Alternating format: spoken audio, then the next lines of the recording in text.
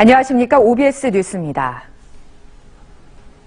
설 연휴 셋째 날을 맞아 귀경 차량이 몰리며 고속도로 정체 구간이 빠르게 늘고 있습니다.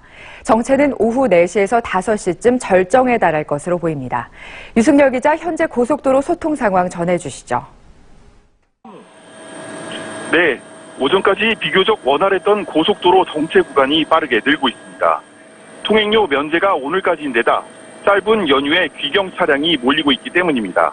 경부 고속도로는 서울 방향으로 기흥 나들목에서 수원 신갈 나들목까지 5.1km 등 105km에서 정체를 보이고 있습니다.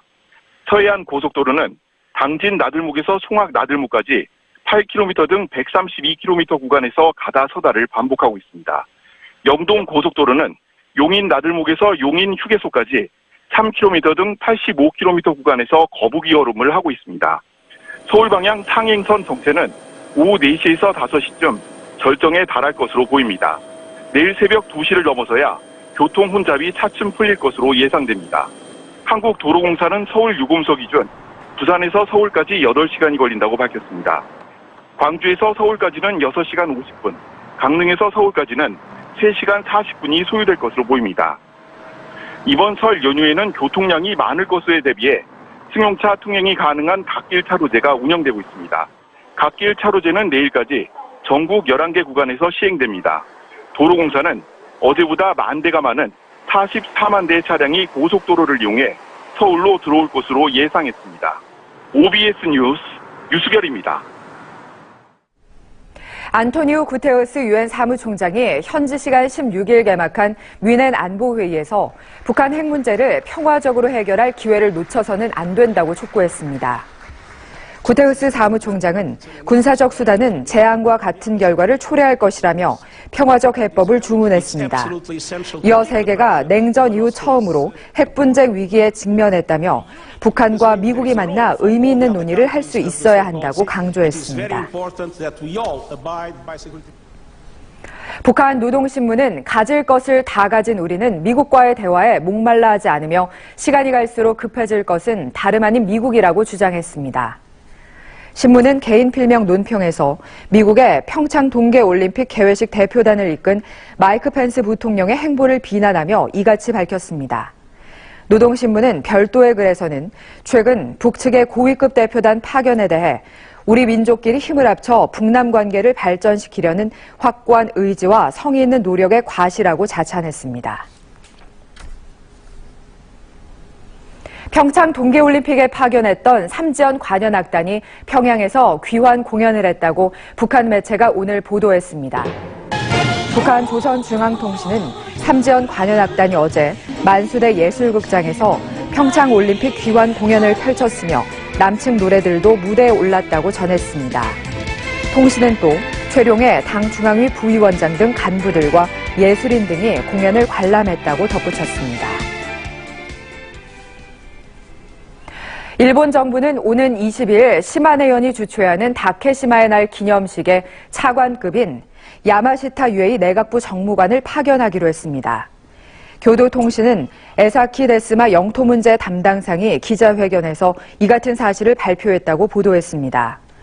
일본 정부는 이로써 지방자치단체 행사에 올해로 6년 연속 차관급 정부 인사를 보내게 됩니다. 세계 최강의 한국 남녀 쇼트트랙 선수들이 오늘 저녁 동반 금메달 사냥에 나섭니다. 우리 대표팀의 금메달 8개, 종합 4위 목표에 중요한 분기점이 될 전망입니다. 이세상 기자의 보도입니다.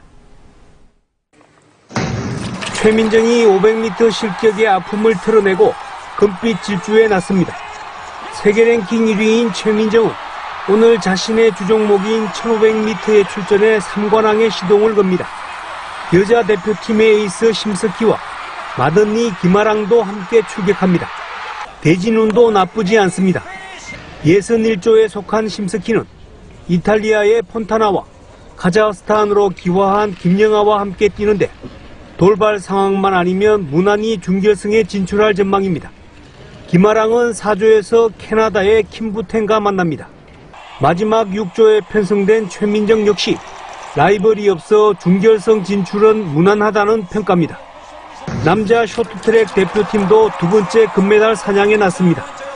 우리 대표팀의 첫 금메달을 남긴 임효준과 이미 예선을 통과한 황대현 세이라가 1000m 준준 결승전에 출전합니다. 하지만 우리 대표팀 3명의 선수가 모두 1조에 포함돼 아쉬움이 큽니다. 상위 1, 2위 선수가 준결승전에 진출할 수 있는 규정상 우리 선수들끼리의 치열한 경쟁이 예상됩니다. 우리 대표팀이 금메달 8개를 획득해 종합 4위에 오르겠다는 목표를 이뤄내기 위해선 오늘 남녀 쇼트트랙에서 금메달 2개를 따내야만 합니다. OBS 뉴스 이재상입니다. 한국 GM의 군산공장 폐쇄 방침과 관련해 인천시가 지역 피해를 줄이기 위한 비상대책반을 다음 주부터 본격 가동합니다. 인천시는 조동암 정무경제부시장을 반장으로 하는 비상대책반을 구성해 정부와 긴밀한 협력 체제를 유지하고 피해를 최소화할 방안을 마련하겠다고 밝혔습니다.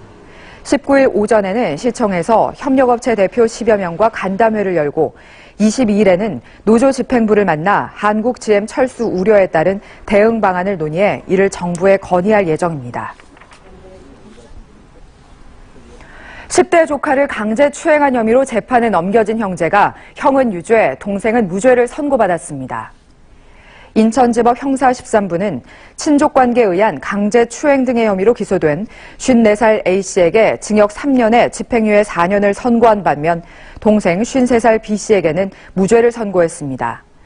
A씨는 2014년, B씨는 2010년 조카 씨 양의 신체를 만지는 등 강제 추행한 혐의로 기소됐지만 피해자가 2010년 당시에 대해선 기억이 나지 않는다고 진술해 재판부는 증거 부족으로 동생에게 무죄를 선고했다고 밝혔습니다.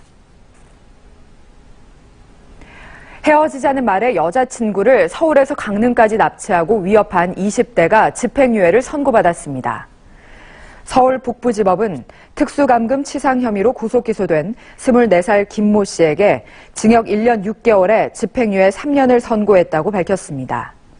김 씨는 지난해 12월 10일 서울 왕십리역 근처에서 헤어지자는 여자친구 A 씨를 뒷좌석에 강제로 태운 뒤 강릉으로 4시간 동안 차를 몰고 가다가 사고를 내 다치게 한 혐의로 기소됐습니다. 17명의 목숨을 앗아간 미국 플로리다 고교 총기 난사 사건에 대한 결정적 제보가 지난달에 접수됐는데도 미 연방수사국 FBI가 이를 무시한 것으로 드러났습니다. 로이터 통신 등 현지 언론들은 니콜라스 크루스 지인으로부터 지난달 5일 크루스가 범행을 계획하고 있다는 사실을 FBI에 제보했다고 밝혔습니다. 그러나 FBI는 이 제보 내용을 해당 지역국인 마이애미 집으로 전달하지 않고 조사하지 않은 것으로 드러났습니다. FBI는 제보를 받은 사실을 인정하고 내부 조사에 들어갔습니다.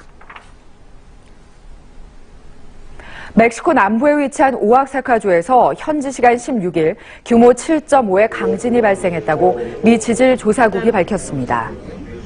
로이터 통신 등 현지 언론들은 지진으로 수도인 멕시코시티에서도 강한 진동이 느껴져 건물이 흔들렸다고 전했습니다. 지진으로 인한 피해 상황은 아직 확인되지 않고 있습니다.